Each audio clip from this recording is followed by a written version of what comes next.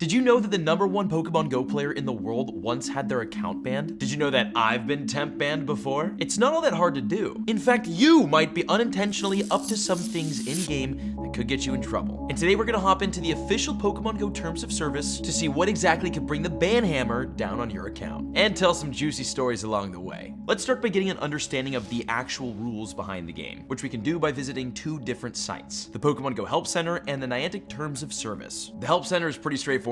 We take action against players who violate the Pokemon Go Terms of Service and the trainer guidelines. This includes, but is not limited to, promoting or engaging in harassment against any individual or group, falsifying location, using emulators, modified or unofficial software, and or accessing Pokemon Go clients or backends in an unauthorized manner, including through the use of third-party software or add-ons. Seems reasonable enough, right? Although a couple of these items are a bit vague. Like, does modified or unofficial software mean you can get banned for using something that's not a Pokemon Go Plus as an auto catcher? Is using a website to simulate Pokemon battles to figure out whether one is good for PvP or not cheating? Maybe the official Niantic Terms of Service will help clear things up. If we scroll down to number 3, cheating, we get a little bit of insight into what happens in Pokemon Go in terms of cheating. Cheating includes, but is not limited to, any of the following behavior: accessing services in an unauthorized manner, including using modified or unofficial third-party software. This part is super unclear and could mean a ton of things that us normal, not cheating players do could get us banned. Like Robux here, who had their account nearly banned for using an app to appraise Pokemon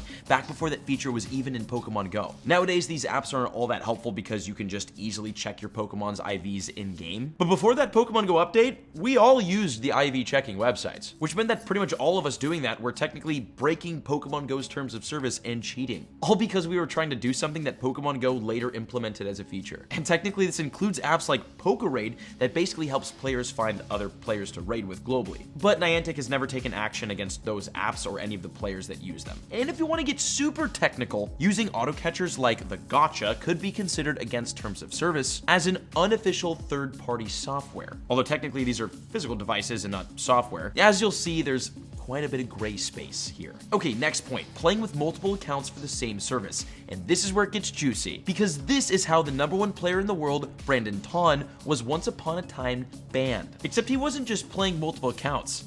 He was running a business. Essentially what he was doing, which was honestly genius, was, well, let him explain. I was actually breaking the terms of services stated by Niantic.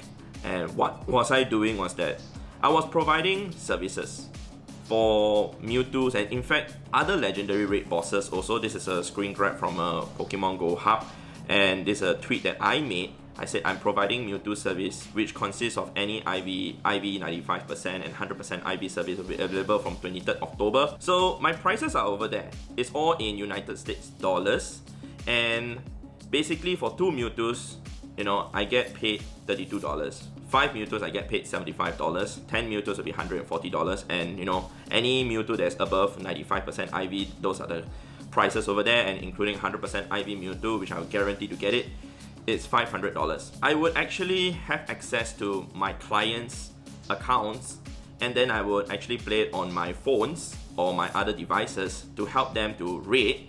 And in turn, once I get the Mewtwo for them, they will pay me for the services. Any guesses on how much money he was able to make doing this? For that first 1 week, I actually got a total of 3,500 United States dollars. And subsequently, I actually projected it to be around 9,000 or 10,000 United States dollars that I will be able to earn during that month itself. Apparently during Mewtwo Raid Week, he made over 3,500 US dollars. But eventually, it caught up to him. On day 8 of Mewtwo raids, you guys can see that, I tweeted this, that Niantic actually suspended my account. This is also actually why whenever I start a new account for a video, I always delete it at the end. Next point, sharing accounts. This is a pretty common one because a lot of people will give their login information to friends who live on the other side of the world to get regionals or do trades and stuff like that. And honestly, when I went to London for the first time years ago, I logged onto my barber's account to catch him his first ever Pokedex Mr. Mime. Listen man, he always gives the clean fades, you know what I'm saying?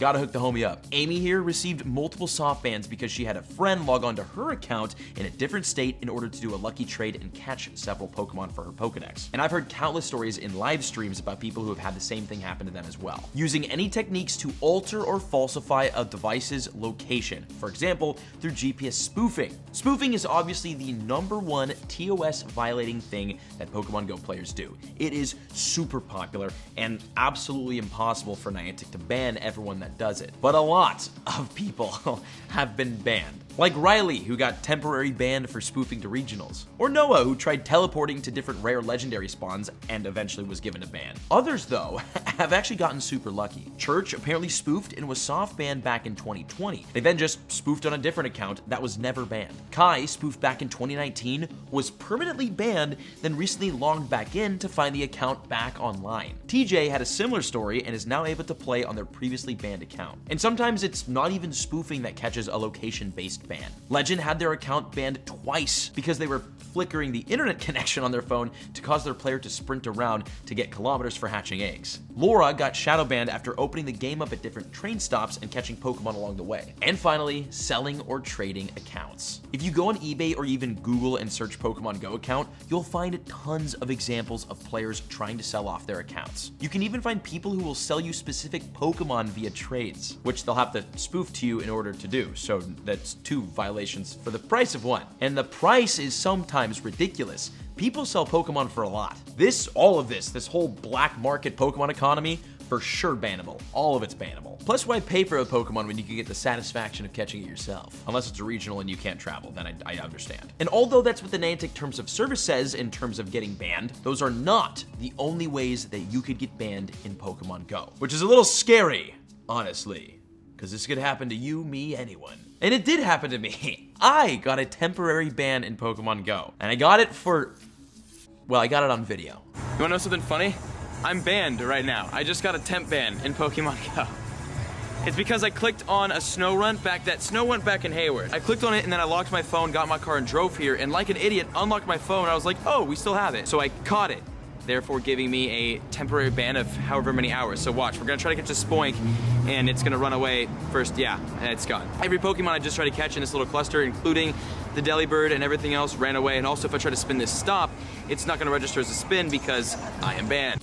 My homie Smitty had his Wayfarer account suspended and his Pokemon Go account threatened because he submitted a bunch of Pokestops that got denied. Seems like an oddly strict punishment for people just trying to get more Pokestops in their local community. Same thing nearly happened to Copter here, who received an email saying, note that any further violations can lead to the permanent suspension of your Wayfarer and your Pokemon Go account. That's wild. That is wild. My editor Reese, who is editing this video, hi Reese, he was shadow banned for 6 consecutive weeks and was never given an explanation by Niantic for it. Oh god, this next story is insane. Champrot, a hardcore player since day 1, had their account banned for stealing an egg from an in-person Go Fest event. Like a physical, real-life 10-kilometer egg. They took it with them. Then they returned the egg, were unbanned, then banned again for apparently smack-talking Niantic in a public setting. And they're still trying to get their account back to this day. And it's funny because Niantic even told this person that they could have just asked for the egg because they usually throw those props out at the end of the event. But they stole it for the meme and got the ban hammer. Shifty here had their and their daughter's accounts banned for seemingly nothing. After spending nearly a week profusely contacting Niantic support, which was little to no help, their accounts were finally both unbanned and fully reinstated with no explanation given. Obviously, with a game this large, there's going to be accidental bans that happen and probably happen quite frequently. It's just a realistic inevitability of